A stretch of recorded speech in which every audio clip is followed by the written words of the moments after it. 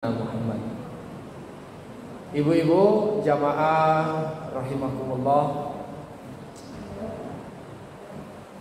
Hari ini insyaallah kita ingin bahas tema menarik, yaitu pengorbanan ibu. Pengorbanan ibu. Ibu wanita istimewa. Ibu perempuan hebat. Ibu wanita luar biasa dan tidak bisa digambarkan keluar biasaannya. Makanya saat ada orang bertanya kepada Nabi, "Ya Rasulullah, kepada siapa saya harus berbuat baik?" Jawaban Nabi apa? Ummuka, ibumu. Summa man? Kemudian kepada siapa lagi? Jawaban Nabi, ummuka, ibumu. Sahabat ini bertanya lagi, summaman. Kemudian kepada siapa lagi? Jawaban Nabi, ummuka, ibumu. Summa abuka, baru ayahmu. Ibu 3, bapak satu. Paham bu? Berarti boleh ibu 3, bapak satu.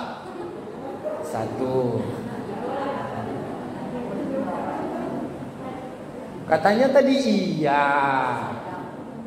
Saya ulang lagi. Berapa kali Nabi menyebut ibu? Yang kompak. Berapa kali? Bapak berapa kali? Ibu 3, bapak 1. Jelas? Enak sama ibu-ibu sini. Cepet ngertinya. Sudah sanggup? Apa yang gak sanggup? Yang gak sanggup nih apa? Halo? Yang gak sanggup apa bu? 3 istri, 1 suami. Gak sanggup? Sama, saya pun gak sanggup bu. Perempuan bukan tempat untuk disakiti. Betul? Perempuan bukan tempat untuk melampiaskan nafsu. Perempuan adalah wanita terhormat yang Allah hadirkan ke atas dunia untuk mewarnai dunia dengan cinta dan kasih sayangnya. Karena perempuan, ibu-ibu yang dimuliakan Allah, mohon maaf, jauh beda dengan laki-laki. Tangisan seorang anak tidak sanggup didengar oleh seorang ibu. Kalau bapak-bapak nangis anaknya goleng-goleng, masa bodoh. Pak, selolah dulu, jangan betul-betul aja. Itu makanya ibu-ibu Nabi ketika ditanya, siapa yang harus saya berbuat baik wahai Rasul? Ibumu. Terus siapa? Ibumu. Terus siapa? Ibumu. 3 kali disebut nama ibu, baru kemudian bapak. Para ulama ibu-ibu berkomentar, kenapa ibu disebut 3 kali, sedangkan bapak cuma 1 kali? Karena pengorbanan seorang ibu yang amat sangat dahsyat dan luar biasa. Apa pengorbanan seorang ibu? Yang jelas-jelas di depan mata aja. Pertama, mengandung. Dan mohon maaf, ngandung bu, nggak bisa digantiin. Nggak bisa mentang-mentang kemudian perempuan capek ngandung, lalu kemudian karena lelah ngomong sama suaminya, Mas Al, tolong gantiin. Nama istrinya siapa? Barangkali istrinya anggap aja namanya Elsa, ya. Perasaan Andin Ustaz, itu beda. Itu yang di sinetron, ya. Ibu-ibu yang dimuliakan oleh Allah Subhanahu wa taala, kan nggak bisa. Mengandung itu adalah tugasnya perempuan. Bahkan Al-Qur'anul Karim dalam surah Luqman, Allah sampaikan bagaimana? Hamalathu ummuhu wahnan ala wah. Seorang ibu ketika mengandung payah di atas kepayahan. Karena memang mohon maaf, Istri saya sekarang ibu-ibu hamil masuk 8 bulan. Saya tahu ibu-ibu nggak nanya, saya cuma ngasih tahu aja ya. Oh. Saya perhatikan dari semenjak hamil tuh, memang perempuan ini sangat luar biasa. Saya terus terbayang sama emak saya aja. Begitu pengorbanan seorang ibu dan ibu kita semua saat mengandung. Ada bu yang mengandung enak? Halo? Terus apa yang enak? Ibu-ibu yang dimuliakan Allah mengandung. Coba bayangin. Awal-awal muntah, betul? Mana ada orang mengandung gak pakai muntah? Ada bu? Sekalipun gak pernah muntah? Hamil apa tuh? Ada bu ya? Masya Allah. Saya baru tahu ini bu. Kalau tahu ini nggak tahu bu, mohon maafin aja ya, karena saya nggak perempuan ya, saya laki-laki, oke? Ibu-ibu yang dimuliakan Allah. Tapi kan hampir rata-rata, betul ya? Perempuan saat mengandung nggak mau makan, ya bu ya. Yang kedua sering muntah. Nengok yang asam-asam muntah, makan nasi muntah, minum air putih muntah, diajak suami makan bakso baru dimakan muntah. Cuma hebatnya perempuan nggak pernah muntah. Kalau lakinya pulang, bu ini uang 5 juta, terus muntah. Nggak ada. Makin banyak uang yang dikasih, makin hilang muntahnya ya. Makanya ibu-ibu ini istimewa dan luar biasa. Pengorbanan seorang ibu yang pertama adalah mengandung. Makanya ibu-ibu yang dimuliakan Allah, sering saat kita kadang-kadang marah sama anak, ada sebagian ibu ngomong, kamu gak ngerasain ya nak gimana capeknya ngandung kamu. Sekarang udah besar ngomong sejadi-jadinya saja. Mama tuh lelah waktu ngandung kamu, bawa kamu kemana-mana, tahu kelakuanmu kayak gini, pas kamu lahir mama cekik kamu katanya. Kenapa ibu sanggup menyebutkan tentang mengandungnya? Karena memang mengandung tidak gampang. Ya sama-sama lagi ya, kita lihat bersama. 9 bulan 10 hari loh bu, paling cepat 7 bulan, itu pun prematur. Dan yang dibawa itu gak tanggung-tanggung. Ketika lahir rata-rata anak bu, itu 3 kilo ke atas. Yang 2 kilo ke bawah jarang. Rata-rata 2 kilo ke atas.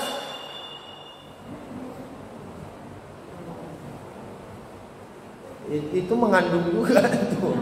Mengandung kecurigaan maksudnya. Ya ibu-ibu yang dimuliakan Allah. Kan sebenarnya kalau boleh kita mikir-mikir bu, 2 kilo lebih di perut, nggak pernah hilang dari situ ya kan. Kalau dipikir-pikir kan capeknya luar biasa. Tapi mohon maaf, hanya seorang ibulah yang sanggup melakukan itu. Saya bu kalau disuruh, Ustaz, tolong Ustaz bawa kelapa berat 2 kilo, kemana-mana bawa, nggak sanggup bu. Apalagi ibu-ibu udah saat besar-besarnya perut, mau tidur sebelah kanan payah, mau tidur ke kiri payah, mau berbaring begini payah, kalau mau tengkurap takut pecah ya, serba sulit. Masya Allah. Tapi ternyata Allah berikan tugas itu kepada ini semua ibu-ibu yang hadir di sini. Makanya kadang-kadang saya itu kesel melihat ada anak perempuan tidak bisa menghormati ibunya. Kadang-kadang saya marah nengok ada anak perempuan tidak bisa menghargai, memuliakan ibunya. Padahal apa yang dia rasakan dirasakan oleh ibunya. Apa yang dia derita diderita oleh ibunya. Bahkan kalau dia pun merasa sulitnya mengandung, begitulah dahulu waktu ibunya mengandung. Maka nggak layak sebagai seorang anak kita durhaka kepada ibu. Lihatlah kejadian belakangan ini, ada seorang anak perempuan nuntut ibunya, memenjarakan ibunya. Anak macam apa begini? ingat dia bagaimana ibunya mengandungnya. Nggak ingat dia bagaimana ibu saat melahirkan. Pengorbanan ibu melahirkanmu enak atau enggak? Yang normal enak atau enggak? Kalau boleh jujur nggak enak, Bu. Ya.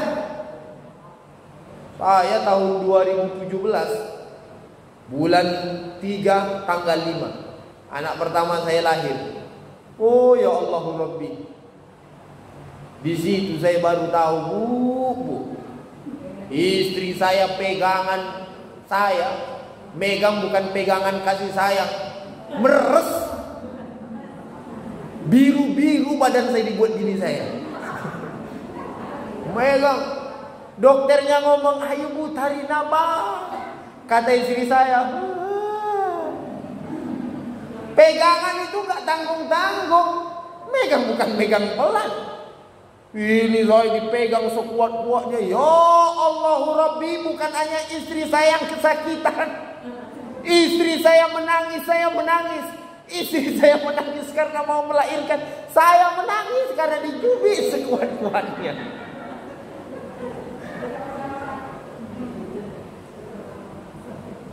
Wow, waktu anak lahir, Bu, menetes air mata kita. Ibu pun menetes air mata. Ya, apa yang terbayang?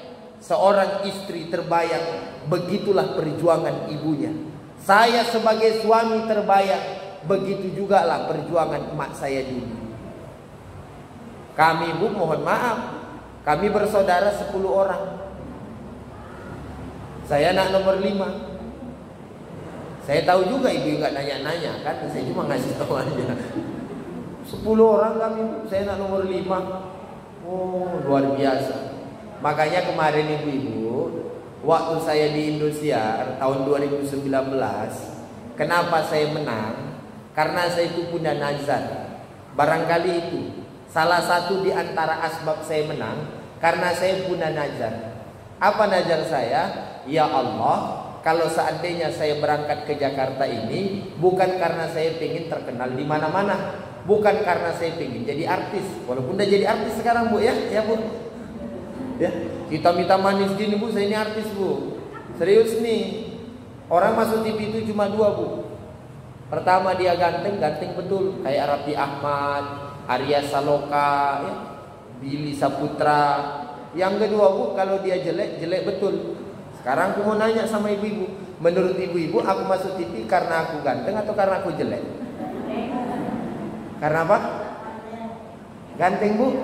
Nah, itu fitnah, Bu, ya. Siapapun yang bilang saya ganteng, Bu, itu fitnah. Sama kayak ada orang bilang, ya Allah Ustadz makin putih, fitnah. Atau ada orang yang bilang, Ustadz, yang ceramah tadi siapa? Ustadznya hitam, fitnah, Bu, kejam tuh. Jadi yang betul yang mana, Ustadz? Siapa ustadznya tadi yang ceramah? Ustadznya hitam manis. Itu yang betul, ya. Ibu-ibu yang dimuliakan Allah. Jadi waktu di Jakarta itu ibu-ibu doa saya cuma satu. Ya Allah, saya hanya ingin ngumrohin ibu saya. Karena dia sudah berjuang, anaknya 10 orang, nggak sempat dia mencicipi masa tuanya, sibuk mencari nafkah. Doa saya, Bu, tiap malam saya angkat tangan. Ya Allah, saya nggak pingin juara, saya cuma pingin ngumrohin ibu saya. Asal malam kelihatan polling SMS saya rendah, langsung angkat tangan. Ya Allah, saya cuma kepingin ngumrohin ibu saya. Kenapa yang terus saya ucapkan pingin ibu diumrohkan? Kenapa yang saya ucapkan ingin mengumrohkan ibu saya? Karena ibu-ibu yang dimuliakan Allah, tidak ada yang mampu saya balas kepada ibu saya pengorbanannya selama ini, kecuali dengan menggandeng tangannya berangkat ke tanah suci. Alhamdulillah, Bu, dengan izin Allah, walaupun setiap malam polling SMS saya paling rendah, tapi saya nggak pernah keluar.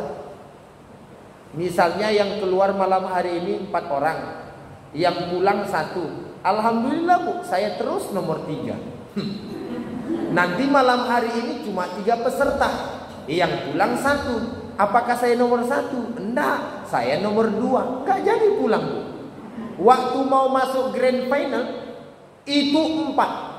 Jawa Tengah, Bekasi, Nusa Tenggara Timur, dari Riau. Alhamdulillah Bu, ketika polling SMS dibuka, nomor saya paling rendah sampai ditutup. Tapi apakah saya pulang? Alhamdulillah dengan izin Allah. Ketika polling dibuka, pengumuman terakhir masuk tidaknya final, alhamdulillah menang 1 garis menuju final. Sebab kenapa? Doa saya nggak tanggung-tanggung Bu. Ya Allah, aku cuma pengen ngumrohin ibu. Menangis saya, nggak pakai bercanda. Alhamdulillah, makanya dengan izin Allah masuklah saya juara. Setelah juara Bu, orang semua se-Indonesia beranggapan saya juara 3. Tapi dengan izin Allah menang lagi Bu, 1 angka. 1 angka menentukan 25 juta. Juara 3 25 juta, saya dapat 50 juta dan hadiah umroh. Ketika saya dapat hadiah umroh itu, langsung saya sembahkan kepada ibu. Mak, inilah pengorbanan ibu selama ini. Belum bisa saya bayar dengan intan permata, belum bisa saya bangunkan rumah, tapi mohon terima ini Mak. Insya Allah Mak berangkat umroh. Oh, saat melihat wajah ibu, melihat kita menangis air matanya, disitulah ya Allah, lapang hati kita.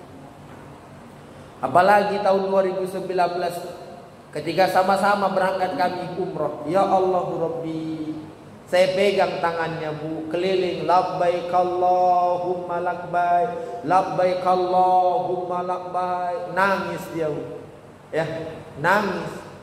Mungkin dia ngomong, ya Allah nak, dari 10 anakku cuma kau yang paling hitam macam ni, kau pula yang bawa aku umroh.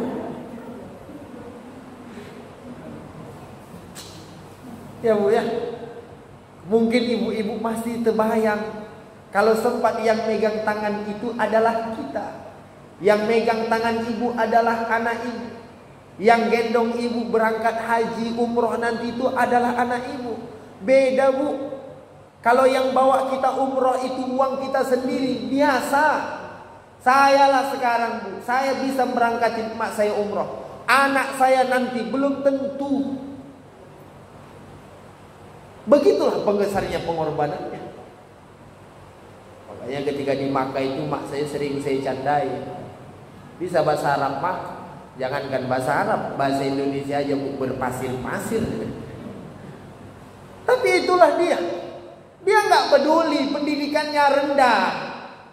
Yang penting setiap ibu berharap anaknya bisa sekolah tinggi. Betul nggak? Betul Bu? Berapa banyak seorang ibu ketika anaknya nelpon, Ma, uang belanjaku udah habis. Dia kuliah di Jogja. Apa kata maknya? Iya nak, besok mak cari ya, besok mak kirim ya. Padahal ibunya juga nggak punya uang. Kemana dia? Kadang-kadang dia kerja di ladang orang, kadang-kadang dia berangkat ke kebun orang, kadang-kadang dia minjam ke tetangga. Kadang-kadang sudah hilang rasa malunya. Demi siapa? Pendidikan anaknya. Berharap anaknya jadi sarjana, biarkan dia jadi babu di kampung dia. Begitu perjuangannya. Makanya dulu ada kisah Bu, ada seorang anak udah dikuliahkan di Jogja. Setelah anak ini kuliah di Jogja Bu, karena anak ini mohon maaf nggak tahu diri pula, nyampe di Jogja sombongnya luar biasa. Ngaku-ngaku anak orang kaya, emaknya padahal di kampung udah jual tanah, udah jual ini, demi selesai dia gitu. Besar nggak pengorbanannya? Besar kan? Demi anak nih Bu. Akhirnya setelah wisuda Bu, berangkat emaknya ke Jogja. Sampai di Jogja Bu, karena malu berjumpa dengan kawan-kawannya, dia titipkan emaknya di musola. Mak, tolong jangan kemana-mana, emak di sini aja. Aku malu jumpakan emak dengan kawan-kawanku. Seorang anak yang telah dibesarkan, dikuliahkan, berjuang emaknya, berutang berkali-kali demi ini anak, sampai menjadi sarjana. Saat dia sudah menjadi sarjana, emaknya datang. Yang dia sampaikan bukan, "Mak, ku persembahkan ini untukmu." Yang dia sampaikan, "Mak di musola jangan keluar, aku malu membawa emak keluar." Anak durhaka, laknatullah. Tapi itu fakta Bu. realita. Betapa banyak anak yang membohongi orang tuanya, katanya kuliah, rupanya enggak. Betapa banyak anak yang membohongi orang tuanya, katanya dia mau sekolah, rupanya enggak. Katanya dia mau beli jajan, ternyata beli narkoba. Ibu-ibu lah yang merasakan. Oleh sebab itu, pesan saya kepada kita semua yang hadir ini, ayo ibu-ibu, ingat pengorbanan ibu kita. Begitu besar perjuangan mereka, itu juga lah yang ibu alami. Maka doakan. Belum lagi berbicara pengorbanan perasaanku. Berapa kali mak kita berlinang air mata saat kita hadir, dihapusnya air matanya. Mama nangis ya? Enggak. Apa pula mama nangis? Mama nangis kan? Enggak kok. Kenapa cepat dihapusnya air matanya? Pernah enggak ibu-ibu melihat emaknya menangis? Mak kita masing-masing. Pernah ya? Saat kita tanya, dijawab enggak? Enggak, Bu. Dia hapus air matanya. Dia bilang, enggak. Mama enggak nangis. Mama senang aja. Dan semua itu nampak di wajah ibu kita, ya kan? Berapa kali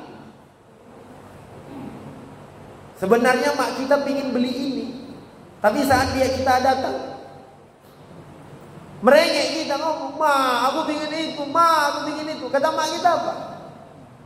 Dia ngalah keinginannya. Akhirnya keinginan anaknya yang dihulukan. Ibu, tiba waktunya lebaran, mau beli baju. Berapa kali mak kita itu rela anaknya yang pakai baju, dia enggak. Kita lah sekarang, Bu, mending beli baju kita tuh baju anak. Halo, baju kita tuh baju anak. Anak.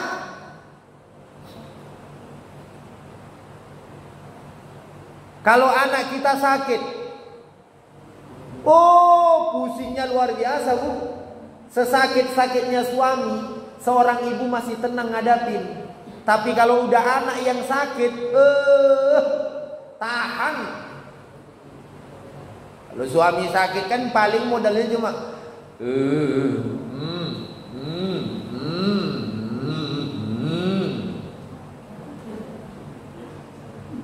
Bapak Bu kalau udah sakit begitu aja.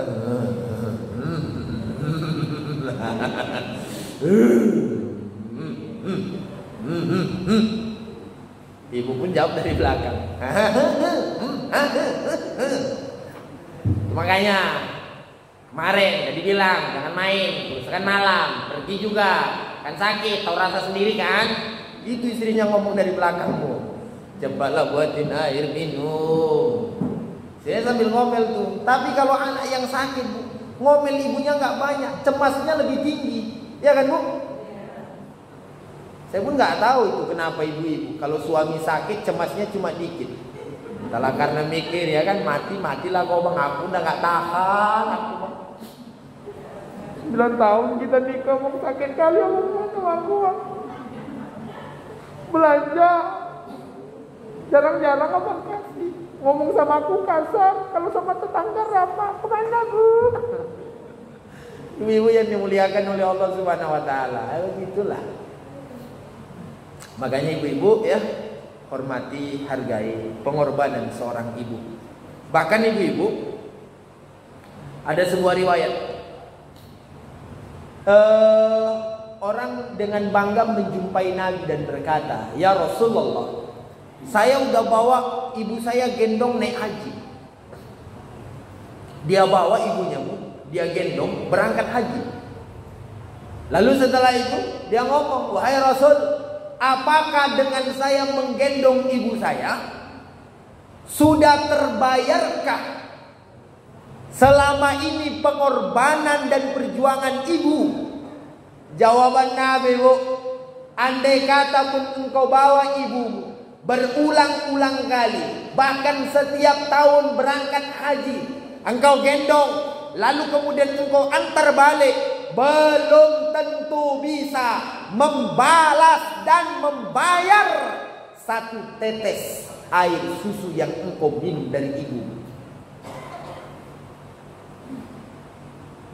Makanya kalau ada kita anak udah belikan rumah untuk orang tua, bangunkan istana, belikan emas intan permata, menjawa ibunya jalan-jalan kemana-mana, belum bisa membalas satu tetes air ASI yang kita minum dari ibu kita, kecuali karena dia sudah ridho terhadap kita. Mudah-mudahan ibu-ibu sekalian, kita bisa menjadi anak-anak yang berbakti kepada orang tua, sehingga kemudian kita mendapatkan surganya Allah. Sebab surga kita terletak pada kaki ibu. Cuma bukan berarti karena dibilang begitu lalu asal ngomong sama anak, nak kaki, nak kaki, tengok kakiku nak, surga nak, surga. Bukan, maknanya bukan itu ya. Maknanya kan kaki tempatnya rendah, maka asal berjumpa dengan ibu merendahlah. Nggak boleh bu, mentang-mentang kita udah kuliah tinggi lalu kita anggap rendah ibu kita. Kan ada sebagian orang gitu ya, mentang-mentang dia dapat jodoh, dapat suami orang kaya, lalu jumpa emaknya dia pandang rendah. Itu nggak boleh bu. Ibu-ibu ya, kalau datang ibunya tolong bu disambut dengan baik. Jangan sok cuek. Jangan emaknya disuruh ngurus cucu. Mak tuh tugasnya bukan ngurus cucu. Anak, tolonglah nak. Ini cucu mak nih, cucu mak nih, cucu mak nih. Timbang. Jangan. Ini kadang-kadang ada neneknya nggak tenang bu.